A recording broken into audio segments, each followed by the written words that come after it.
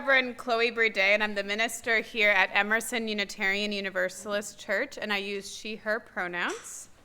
I'm happy to be with you all this morning. The words that call us into worship this morning come from the Reverend Tanya Marquez. It is a wonder and a mystery that our paths have crossed, that in the immensity of time, in the vastness of space, we coincide here. I am in awe at the ways in which our lives intersect and intertwine, at the beauty we create when we gather. May we come together, may our coming together make us more compassionate, more just, more caring, more loving. May our hearts and minds be open to this offering. I am so glad you are here. Let us worship, let us marvel at the miracle of being here right now and the mystery that has brought us together. Welcome. It is good to worship with you this morning.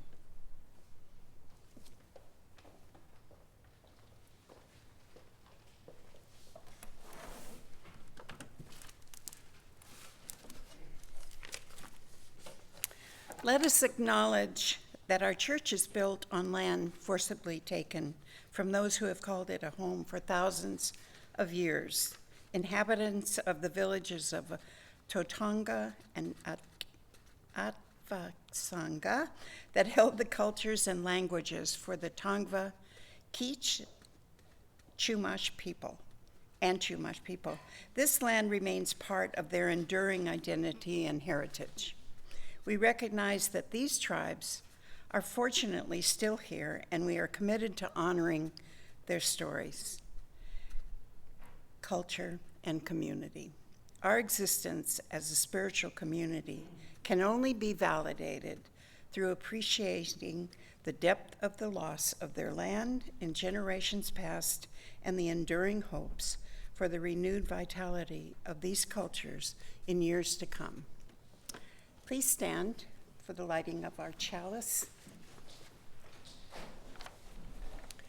And those of you online might want to light your own chalice as we hear the words of Pat Uribe Ligby.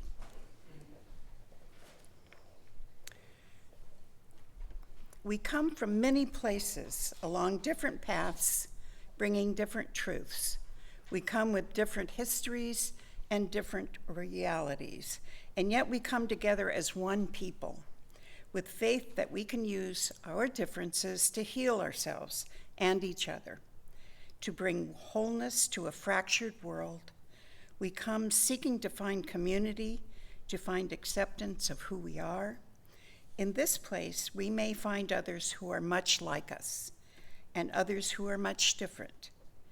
May our lit chalice remind us that we are a people taught by different stories with many voices, but always one people working for a world where love creates justice and justice gives birth to peace.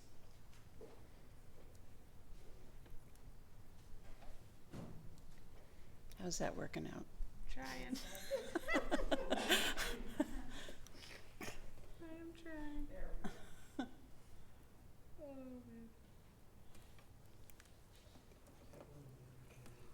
We'll recite our covenant.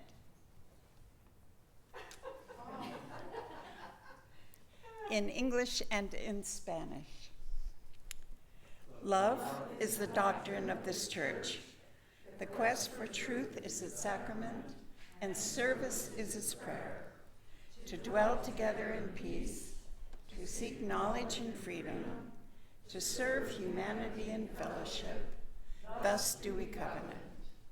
La doctrina de esa iglesias es el amor. La búsqueda de la verdad es su sacramento. Y el servicio es su oración. Vivir juntos en paz. Buscar el conocimiento en libertad. Servir a la comunidad en comunión. Este es nuestro pacto. Our opening hymn is number 317 in the gray hymnal.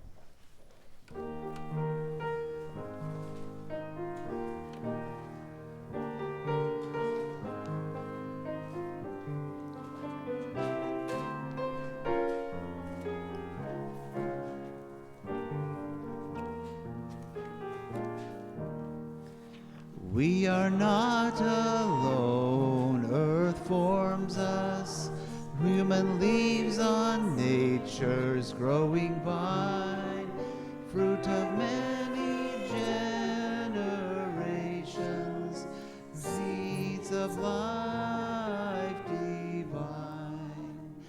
We are not alone, earth names us, past and present people, near and far, family and friends and strangers, show us who we are. Therefore let us make thanksgiving, and with justice willing and aware, give to earth and all things living liturgies of care.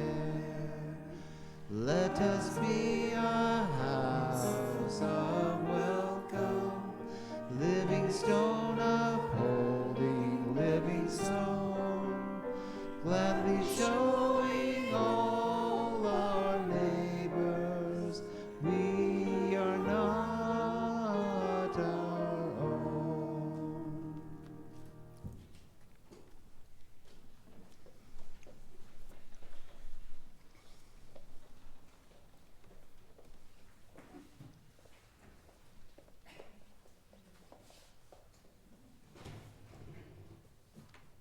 I'm going to try standing a little taller today. We'll see what happens. Our story today, our story for all ages, is called The Circles All Around Us, and it was written by Brad Montaigne. And if you can imagine this, I chose not to play it, but if you can imagine it, Brad has this video of his child reading this story. So if you like this and you want to go see that, you can look up Brad and you can hear his child reading this story, and it's really sweet. I just didn't think the sound would quite work for that. So it's called The Circles All Around Us. We begin by drawing a circle on the ground along each shoe. A safe little place just for one person. Nobody in this circle but you. You keep that circle close to everyone but yourself. But that would be like a library with just one book on the shelf. So let's draw a bigger circle for you and your family to share. Now you see what all can happen in a circle full of care. It becomes a happier circle as loved ones come to stay.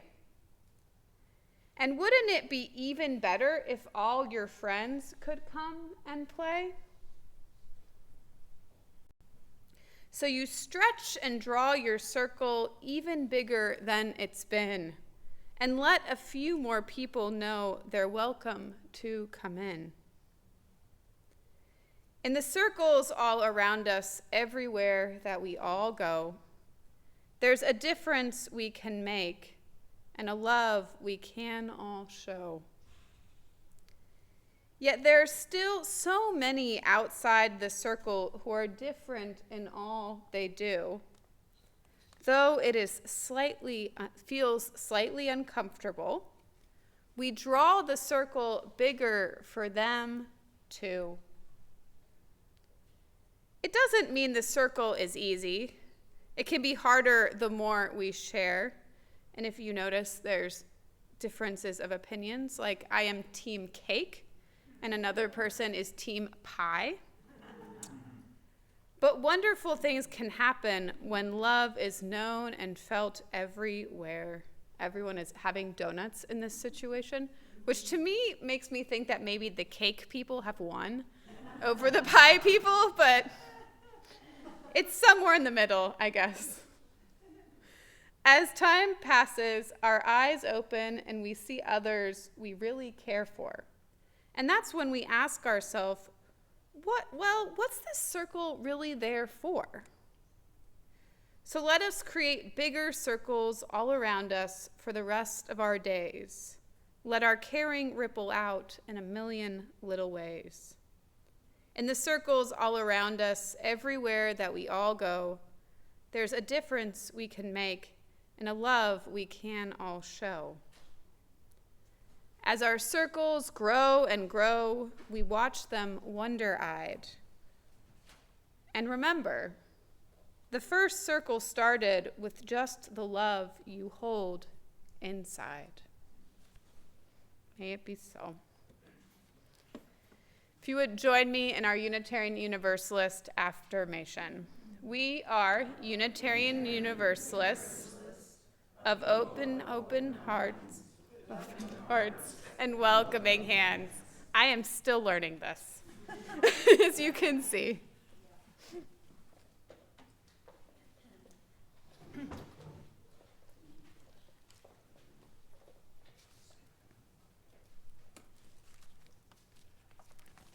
Oh, I see.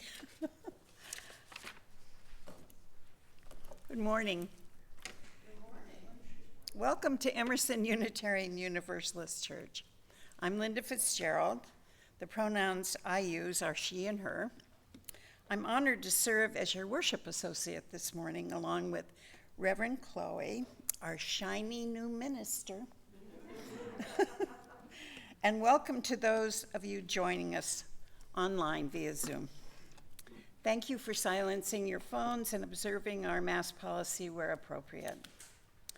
Emerson is an inclusive, liberal, religious community, fondly named for the author and transcendentalist minister Ralph Waldo Emerson.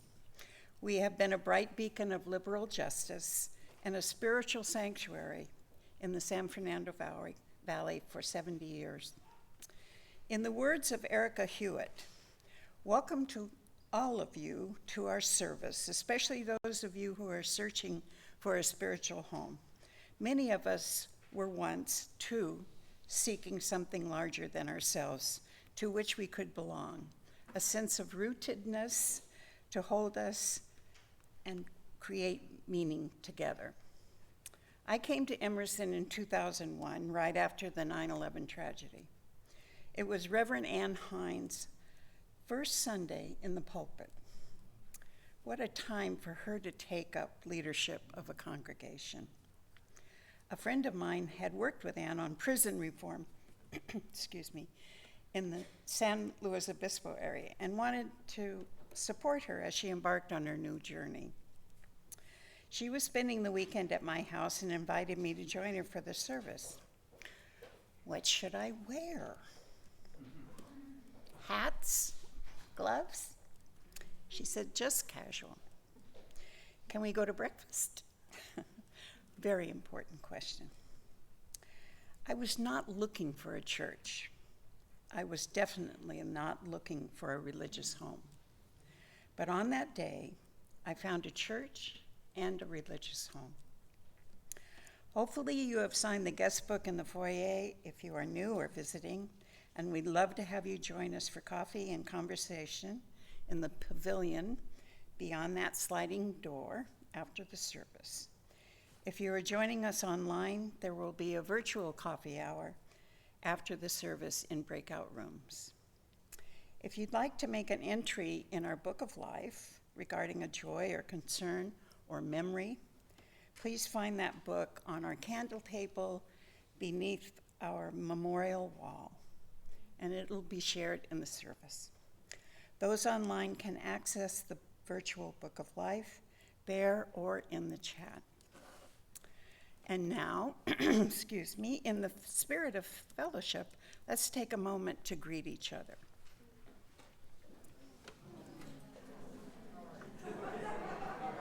I'm sorry. What? I went the story of time LHS. No, I made you do it.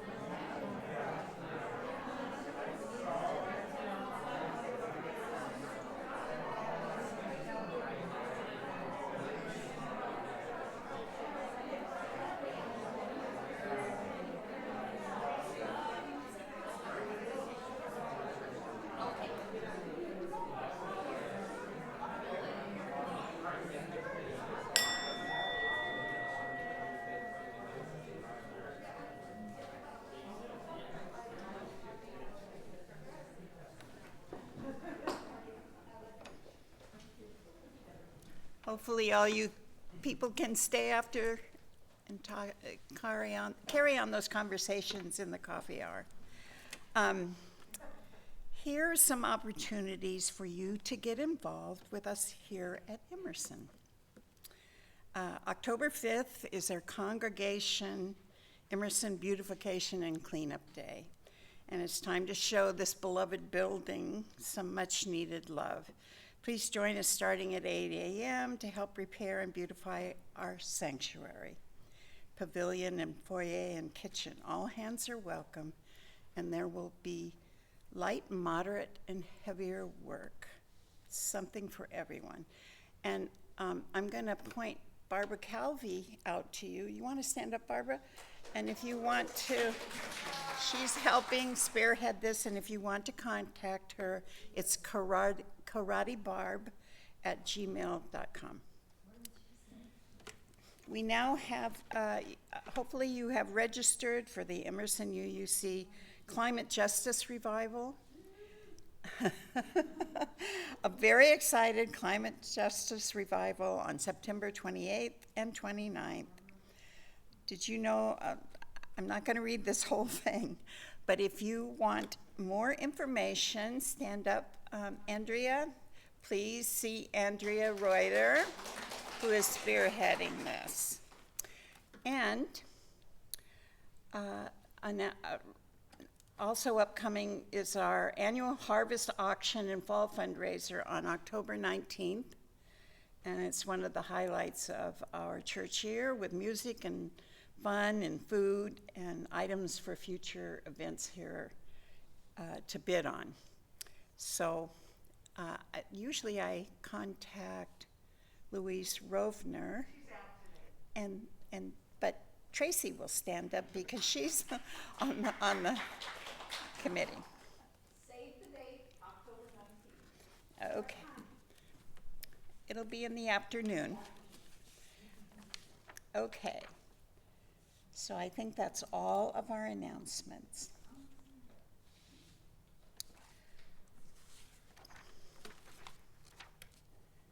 As part of our commitment to serve the UU community, to serve our community, we share half of our offering with local organizations whose work furthers our mission. This month, we're sharing with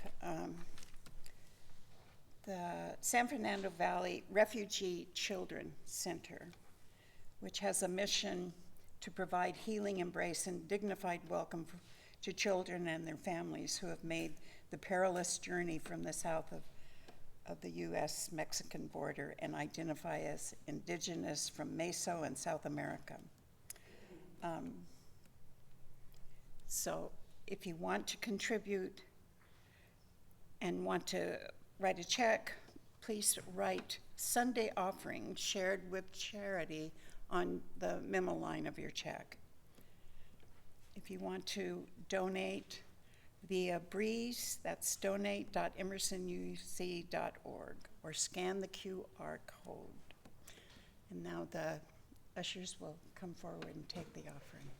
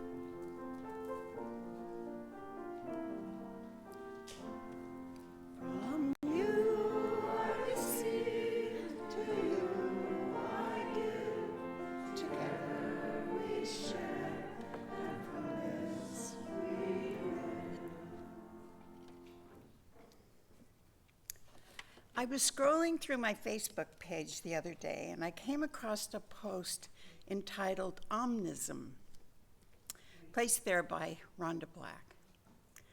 It read, "Omnism, the belief that no religion is the only truth, and that truths are found in all of them."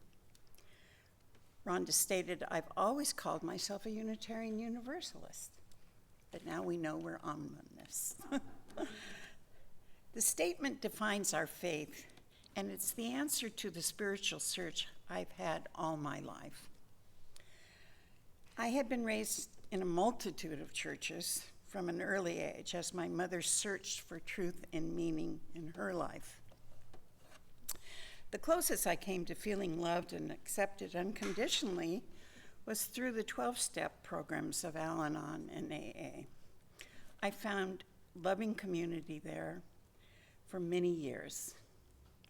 And like I said before, I was not looking for a church or religious home when I found Emerson, and I found so much. I belong to a small group ministry here at Emerson.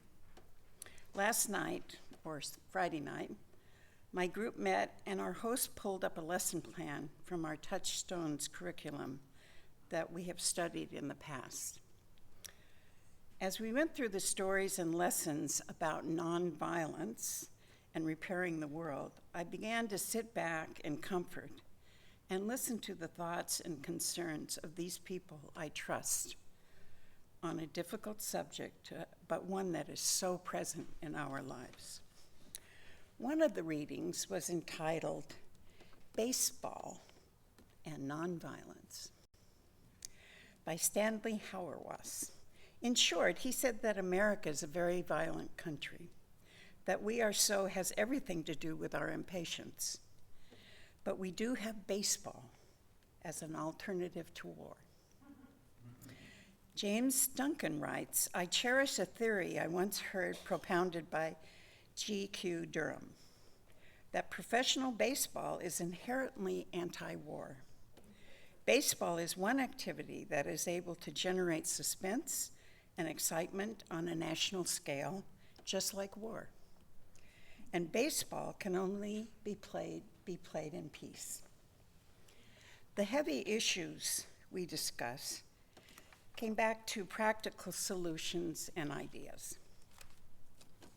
Scott shared that he has become more secure and open with his neighbors recently as he and Carolyn walk their new puppy and encounter those people that he never knew to speak to before walking their dogs. He keeps a list of their names and the dogs' names, and it is experiencing a community with them as never before. Dogs are the great equalizer.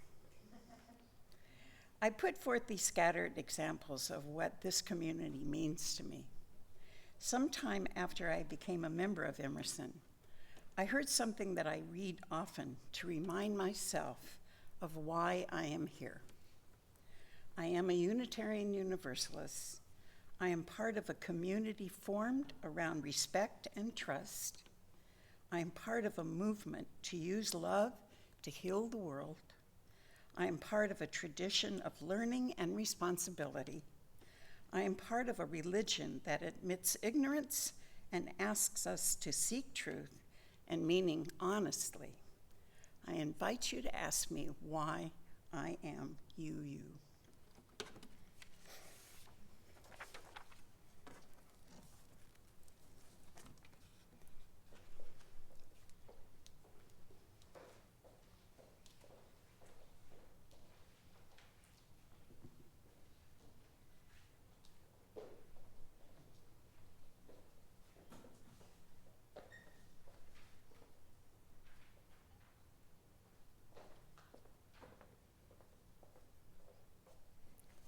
Every week, we invite folks to write their joys and sorrows, their good news and their bad news in our book of life. And this was what was written today. From Kate T., she has a joy. Ellie has been accepted to a clinic at CHLA that should help her with school. So that's a joy. And I'm going to check here our online book of life, which lets our folks on Zoom put in their joys, if they have them, or sorrows to be shared here with you. And so we have one from Nicole this morning. She says, 2 joys rolled into one. Our son Price was able to attend the recent Green Day concert at SoFi Stadium. I am jealous.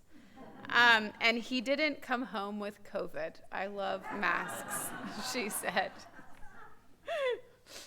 And then Nancy Wannabe says, blessed equinox. After nearly 3 years of caretaking my mother to the detriment of mental and physical health of my daughter and myself, I am having gratitude for the home we have found for Mom to live in. It is in the country with great views and peaceful atmosphere. She is glad to be away from all the noise and busyness of the hospitals and nursing facilities. Blessings on that. I'm now going to ring our singing bowl, and after I've rang it, you are welcome to speak the names out loud of people who are on your mind at this time.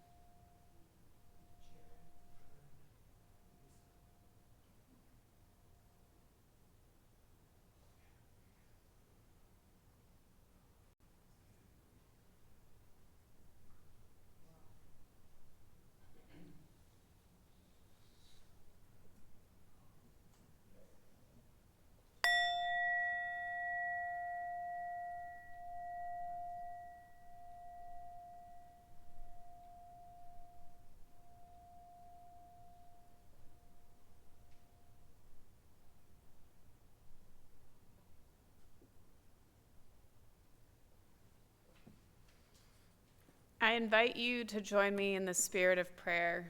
You're welcome to close your eyes if you'd like. Maybe even put your feet on the ground, getting comfortable and settling in. And we'll take a couple deep breaths together if that's comfortable for you. If not, you're willing to just listen to the sounds around you. So we'll breathe in with me. And out. In.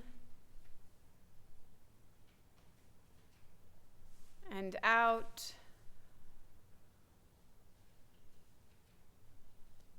In. And out.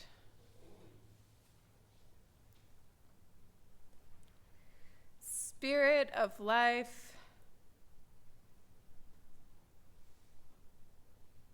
Spirit that is all through the universe.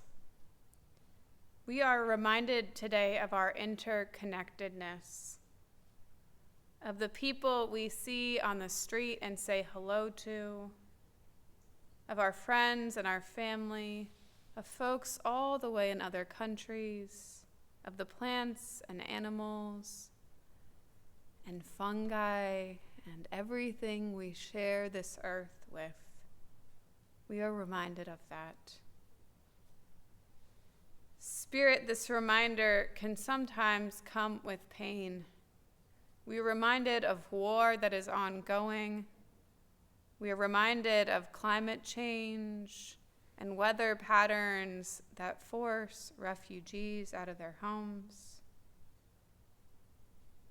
We are reminded that sometimes the interconnected web hurts, that sometimes the folks we are close to mess up, that sometimes we mess up, and that in our week we sometimes have to ask for forgiveness or even forgive others.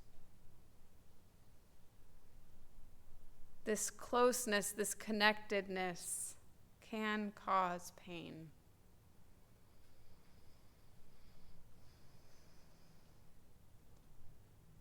Spirit, we also acknowledge that this connectedness can bring such joy. Joy at being here together.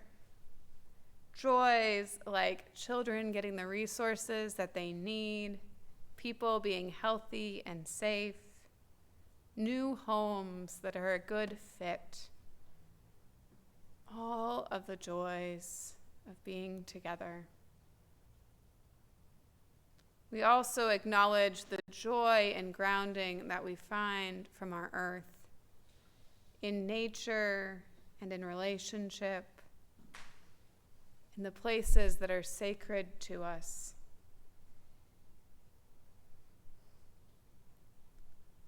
Beloveds, being interconnected hurts. There's also joy. Joy and life to be found. As we hold all of this, we take a moment of silence.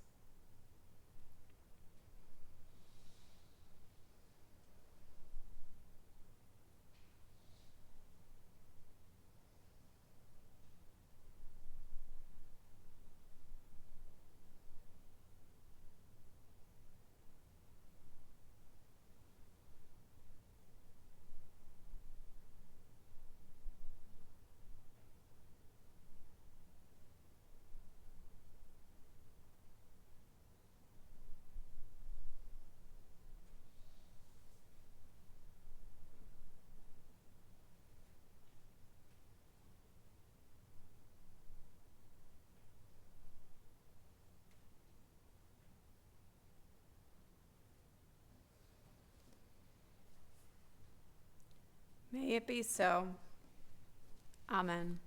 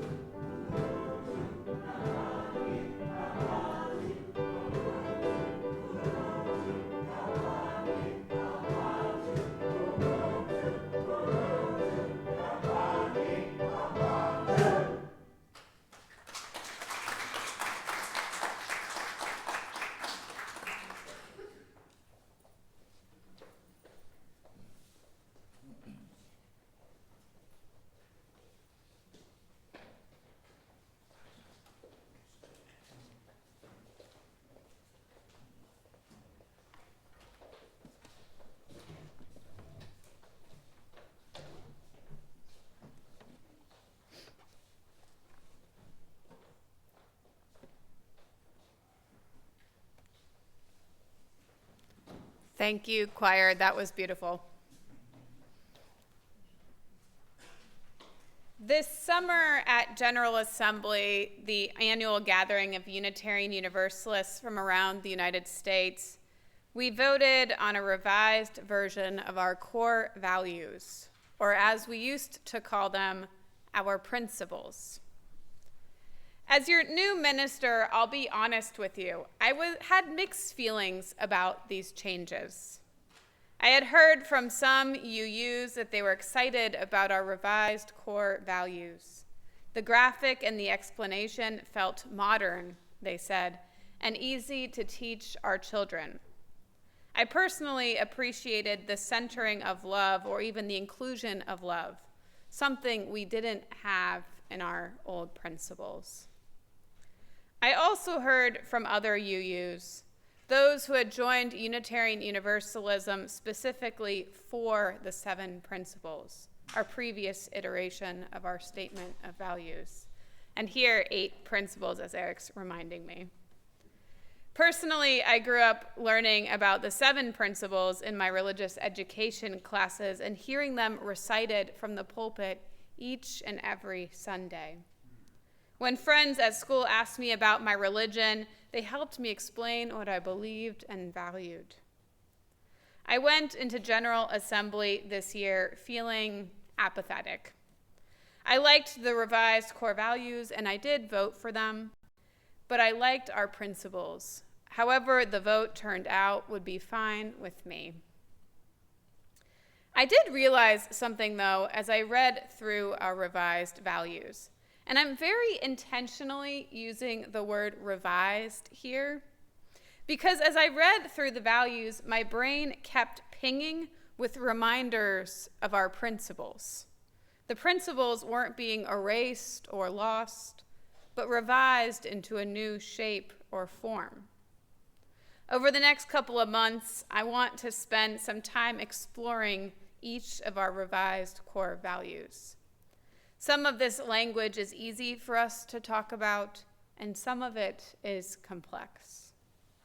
I'm starting today with the value that's mentioned first on the list, interdependence. The value reads, "We honor the interdependent web of all existence with reverence for the great web of life, and with humility, we acknowledge our place in it." It goes on, "We covenant to protect Earth and all beings from exploitation. We will create and nurture sustainable relationships of care and respect, mutuality and justice. We will work to repair harm and damaged relationships." Remember how I said revised? This value is very much based on the previous 7th principle, respect for the interdependent web of all existence of which we are a part. I'll read the beginning of that revised value again. "We honor the interdependent web of all existence with reverence for the great web of life, and with humility we acknowledge our place in it." It was interesting to wonder where our 7th principle came from. Where did the inspiration for our value of interdependence come from? There isn't traces of it in the original constitution of our association, which was voted on 2 years before consolidation in 1959. The language there talks about the supreme worth of every human personally, our vision of one world community, references to our Judeo-Christian heritage, and the cooperation with men of goodwill in every land. If we went through all 6 of the principles of a free faith, as they were called then, we could see traces of our 7 principles in there, now our 6 core values, but the language, I must say, is terribly out of date. The principles, as we know them today, originated in 1985, after pressure from the UU Women's Federation, and other groups asked questions like, "Do UUA principles affirm women as they affirm men?" Women at the time argued for fixing language that repeatedly referred to all persons as man and to humankind as mankind. They also simplified them and created principles that were far more universal. Which brings me to our seventh principle. From what I've read, the seventh principle, respect for the interdependent web of all existence of which we are a part, was not included in the first round of revisions in 1985. But as the committee heard more and more feedback from congregations, they were implored to add something that spoke to the environment and to our interdependence. The words for the seventh principle were not workshopped or agonized over in committee, like a lot of these things, but instead arose from the floor of General Assembly when a group stated that they would not vote for new principles unless there was something explicit about interdependence and our care for the earth. A minister got up in the middle of the debate to offer the words we know today: respect for the interdependent web of all existence of which we are a part. And it was added as our seventh principle.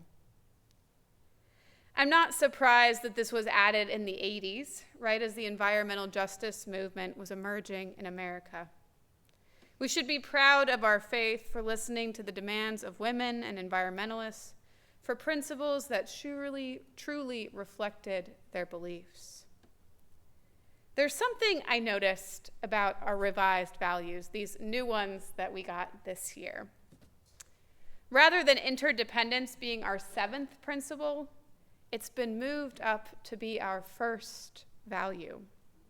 And I have to believe this was done intentionally, both for justice reasons and for spiritual reasons. Our faith has long valued the experience of the individual in making spiritual and theological decisions for themselves. In many ways, this makes us unique. We push against spiritualities and religious groups that say you must think or believe a certain way. This is why we're often a refuge for folks from other faiths like Catholicism, where belief has felt prescriptive. Interdependence seems to warn us to not take individuality too far. Yes, individuals should determine their religious beliefs, but we can't lose track of our place in the whole. We are connected to nature, we are connected to each other, even when we wish we weren't. The seventh principle, and now the first of our values, has long been seen as the environmental principle. The interdependent web, for me, instantly brings to mind middle school science class and explanations of food chains and the carbon cycle.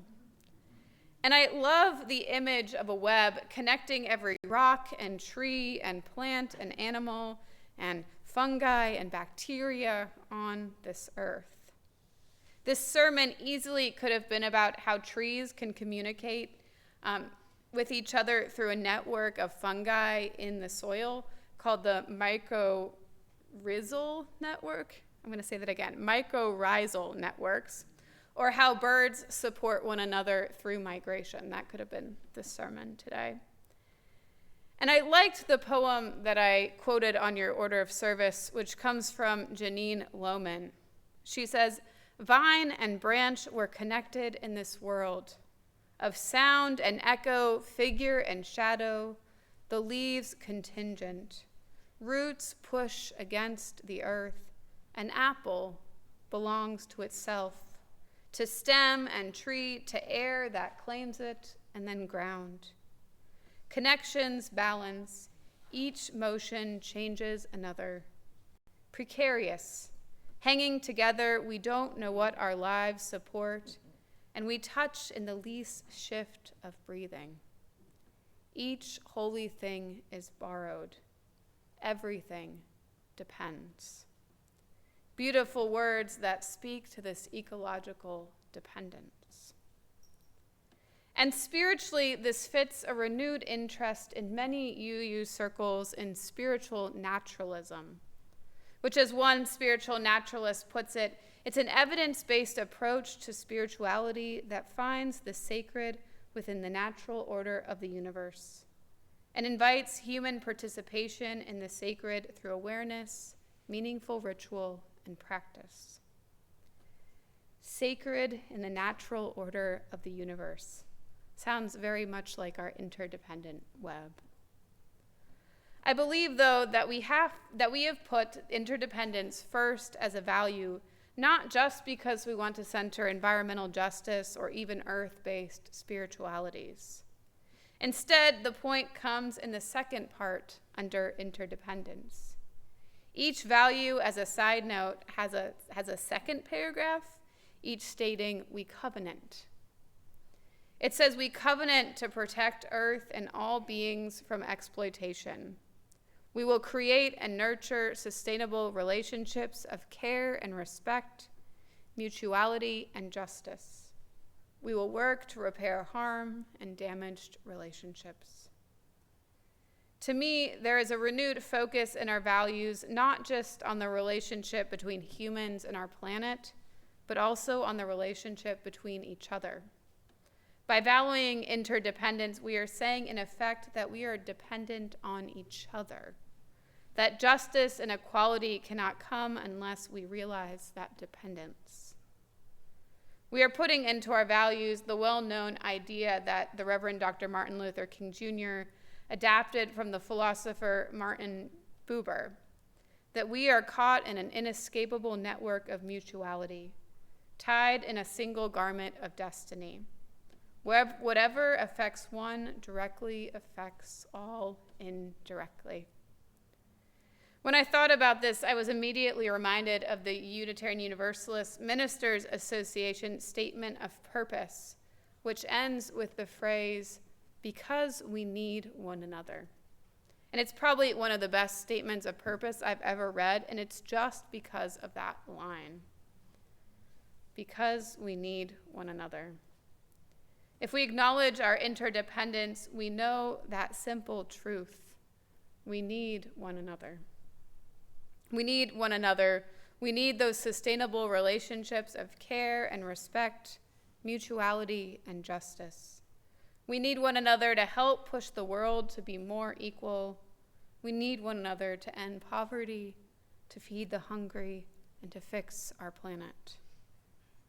And I believe we are doing something radical in saying that. It's something that makes our faith unique, this focus on interdependence, especially as it pushes back against an American emphasis on the individual, or even a sometimes Christian emphasis on saving the individual or the individual's relationship with God. This value acknowledges that relationships are important, that we as humans take actions that affect others, and that we have to be mindful of the effects of those actions, that we need one another to make both ourselves and our world a better place. Beloveds, like I said, I started out pretty apathetic about these changes. But as I spend more time with them, I'm excited. I like that our values not only feature our beautiful earth and the spiritual value found there, but push us to view the interdependent web as something larger, a value that asks us to be aspirational in our relationships to each other, that asks us to do the work of healing and repair and love for each other, because we need one another. I believe in interdependence, and I'm proud to be a part of a faith that holds it close. May we approach it with respect and reverence. May we celebrate it. May we honor it. May we do the work of mutuality. Amen. Our closing hymn this morning is number 1051, We Are, and you're invited to stand as you're willing and able for our hymn.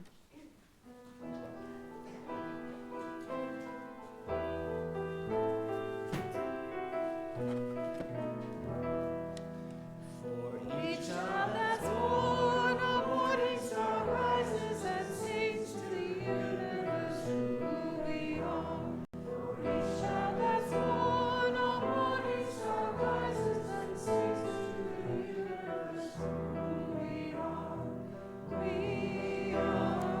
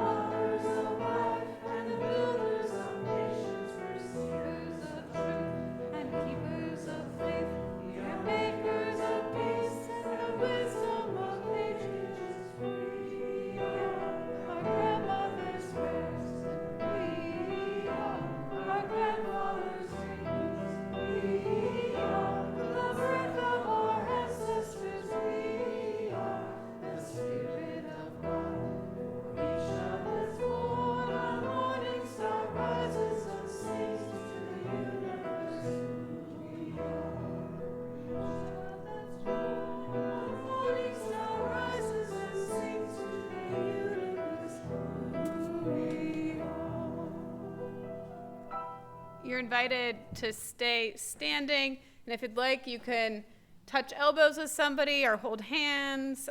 If you can even give yourself a hug, which is something I like, whatever you're comfortable with.